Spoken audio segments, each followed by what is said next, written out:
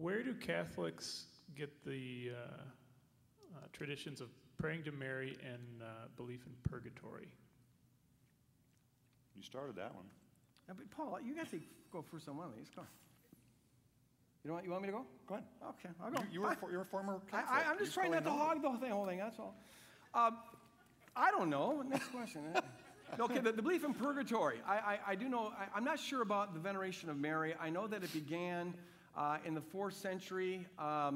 The exact lines of influence, there's various theories about that. The influence of certain revered female deities perhaps influencing some of the early Christians who were converted, and they brought some of their paganism with them. And so there's a long story about that. I'm not sure where the rosary came from. I'm sure there's been people who have investigated the origins of that, but in fact, I remember reading on that years ago, but I can't remember it right now.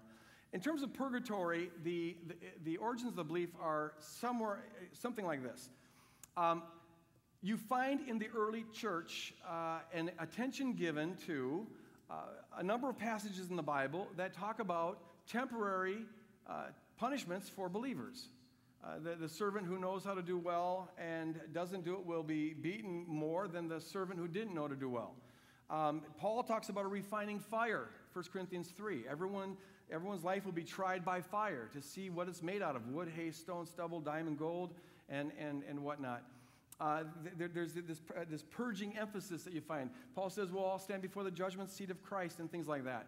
And so there was the belief early on that when we die, our character that is not yet fully conformed to the image of Jesus Christ has to be refined. Sanctification in the early church was not optional like it is for many Christians today. It's not just that we're okay with God in principle because of what Jesus did for us, but our lives have to, in fact, be made right with God. And so whatever's not done in this life has to be completed in the next. And so they proposed an interim stage, if you will, where we would be purged. That's what the purgatory theme came from. And you find it was, not everyone believed in it. It was one of those things that some believed and some didn't. It wasn't made into a doctrine. Although Augustine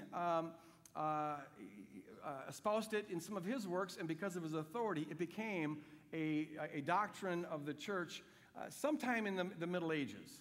I'm not exactly sure when. I think it was on the 12th or 13th century.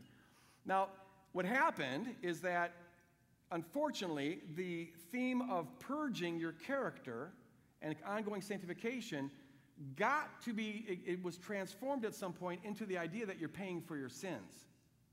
And so you go as a punishment, not to be refined, but you go to actually pay for your sins, which of course means that Jesus didn't pay for all your sins, which is why Luther and then the Protestants that followed him completely want to do away with that category altogether, because nothing can compete with Christ in terms of the sufficiency of his sacrifice for us.